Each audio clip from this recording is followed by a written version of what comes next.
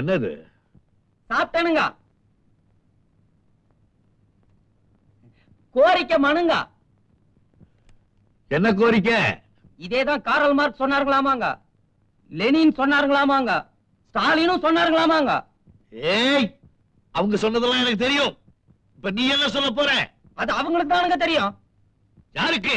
அவங்களுக்குங்க. செவிட்டு கமலாத்தி போட.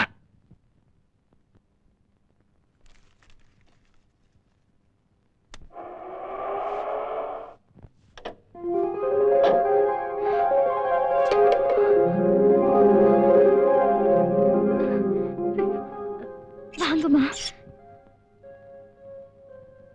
என்ன அம்மான்னு கூப்பிடாத, அத்தேன்னே கூப்பிடு. எப்படி இருக்கேம்மா?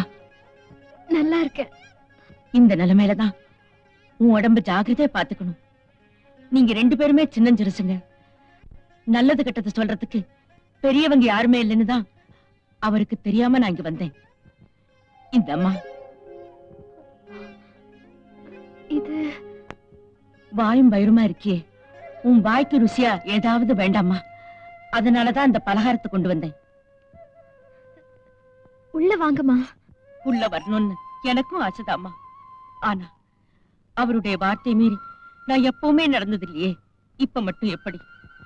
நீயும் உன் புருஷன் மனம் கோணாம நடந்துக்கம்மா. ஆமா, கண்ணை எப்படி இருக்கான்? அவருக்கு எப்பவும் உங்க ஞாபகம் தான். இத வந்துடுறேன்.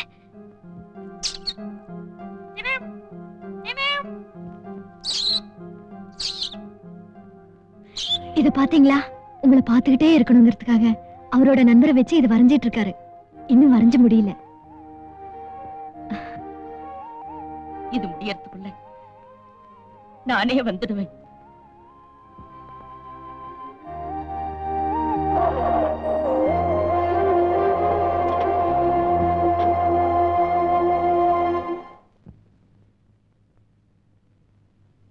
லேபர் ஆபீஸ் சட்டம் வந்தாச்சு. பேசாம இருந்தா எப்படி? அதானே கண்ணனே பேசிட்டுப்பா.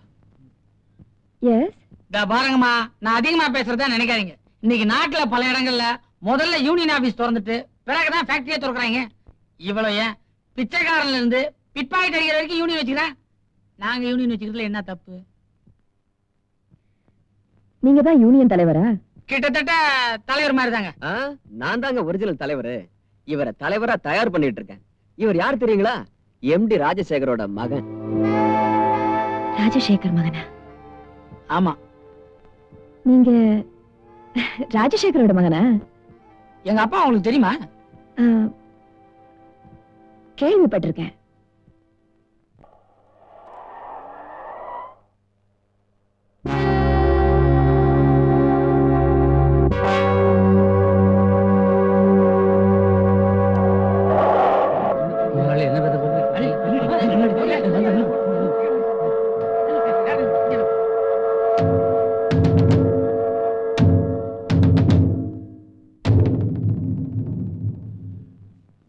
கட்டி 25 வருஷம் ஆச்சு. இது வரைக்கும் இந்த காம்பவுண்ட் சுவரெல்லாம் சுத்தமா தான் இருந்தது, மனச போலவே. ஆனா இன்னைக்கு யாரோ எல்லாத்தையும் கெடுத்து நாசம் பண்ணிருக்காங்க. இன்னைக்கு இந்த ஃபேக்டரி இவ்வளவு தூரம் வளர்ந்திருக்குன்னா வெறும் சட்டம் ஒழுங்கு மட்டும் காரணம் இல்லை, நம்முடைய அன்பும் உழைப்பும் தான் காரணம். உங்க மனசையெல்லாம் கெடுத்தது யார்? என் முன்னால வர சொல்லுங்க.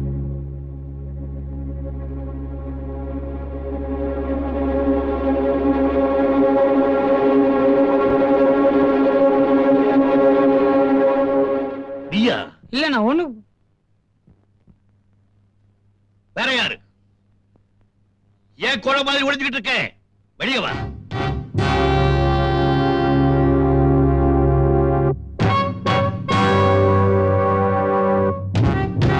நீங்க அசந்து போற அளவுக்கு நான் நடந்துக்கிறேன் ஐயா. ஐயா ஐயா.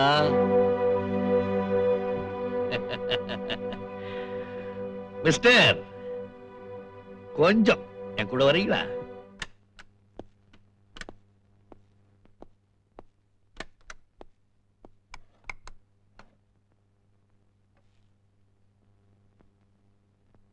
நான் யூனியன் விஷயமா பேச வந்திருக்கேன்.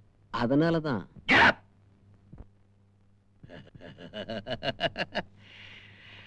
அன்னைக்கு என்ன சொன்னேன் தோலை செருப்பா தச்சு கால்ல மாட்டேன்னு சொன்னில்ல, இன்னைக்கு எப்படி தச்சிட்டியா இல்ல தைக்க போறியா? உதாரணத்துக்கு சொன்னதை போய் உடும்பா பிடிச்சுக்கிட்டீங்களே. தேர்தல் சமயத்துல அரசியல்வாதியம் கொடுக்கிற வாக்குறுதியை ஜெயிச்சதுக்கு அப்புறம் ஜனங்களே கேக்குறது இல்ல. நீங்க என்னடான்னா Shut up. Come to the point. MD sir, இப்ப எனக்கு இருக்கிற பெரிய மார்க்கெட்டே நான் என்ன சொன்னாலும் என் தோழர்கள், அதாவது உங்க தொழிலாளர்கள் கேட்பாங்க. அதனால நான் சொல்றது நீங்க கேட்கணும். இந்த பசங்களுக்கெல்லாம் ஒண்ணும் தெரியாது. இவனுங்க கோரிக்கையெல்லாம் நிறைவேற்றணும்னா நீங்க லாபத்தை பேப்பர்ல தான் பார்க்கணும்.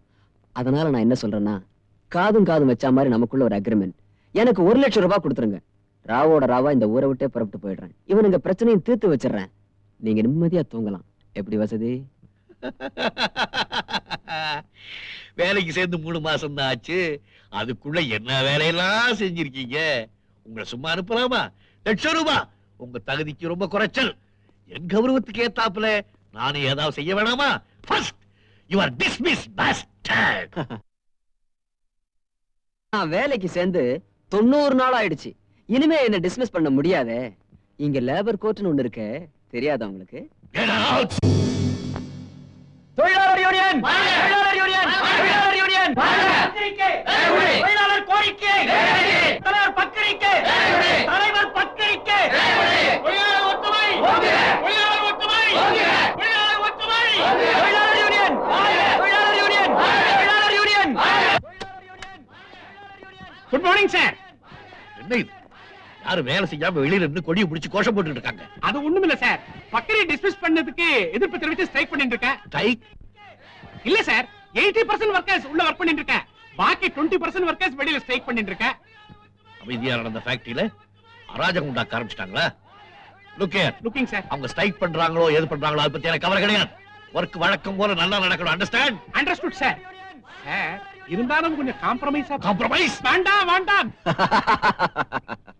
முதல் கட்ட போராட்டத்திலேயே முதலாளி காம்ப்ரமைஸ் ஆயிட்டா அவருக்கு மரியாதை இல்ல.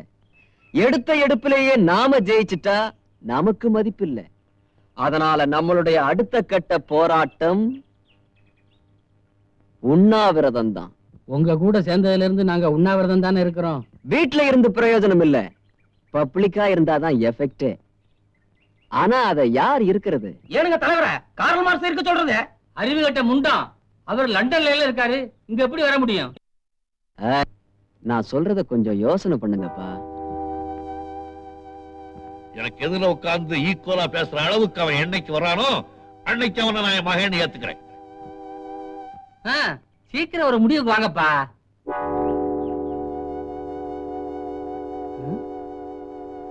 நான் இருக்கேன். Very good. எல்லாரும் கையை தட்டுங்கப்பா. நான் நினைச்சதை விட நீங்க சீக்கிரம் முன்னுக்கு வந்துருவீங்க. தலைவரா வரப்போறவங்களுக்கு மட்டும்தான் இந்த மாதிரி தகுதியே கிடைக்கும். நான் வரேங்க. எங்க கிளம்பிட்டீங்க? நாளையில இருந்து உண்ணாவிரதம் சொல்லிட்டீங்க, இன்னைக்கே ஒரு புடி பிடிச்சாதானே?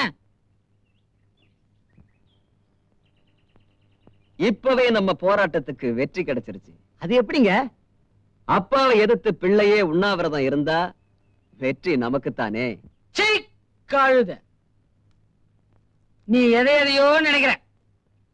நான் இப்ப எதுக்காக உண்ணாவிரதம் இருக்க போறேன்னு தெரியுமா உனக்கு? என்ன பட்னி போடுறதுக்கு. என்ன சொல்ற? பின்ன என்ன, நீங்க உண்ணாவிரதம் இருக்கிறேன்னு அங்க பட்னி கிடந்தா நான் மட்டும் வீட்டுல எப்படி சாப்பிட்டுட்டு இருக்க முடியும்? நாம பேசாத. காந்தியில இருந்து இன்னைக்கு இருக்கிற அரசியல்வாதி வரைக்கும் கடைபிடிக்கிற ஒரே சக்சஸ்ஃபுல் ஃபார்முலா உண்ணாவிரதம் தான். எங்க அப்பா கோவக்காரன் உனக்கு தெரியும். என் மேல உள்ளுக்குள்ள எவ்வளவு பாசம் வச்சுக்கிறாருன்னு தெரியுமா? நான் தும்பனாவே அவர் தூங்கவே மாட்டாருடி. நான் பட்னியாக இருந்தா அவர் சும்மா இருப்பாரு? நாளைக்கு காலையில ஃபேக்டரி வாசல்ல நான் உண்ணாவிரதம் இருப்பேன். எங்க அப்பா சர்ன்னு கார்ல வருவார்.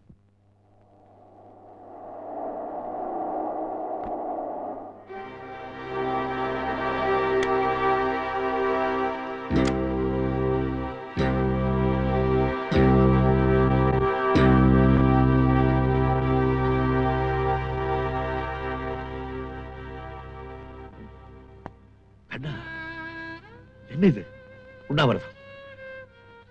நீ ஏப்பா இப்படி இருக்கணும்?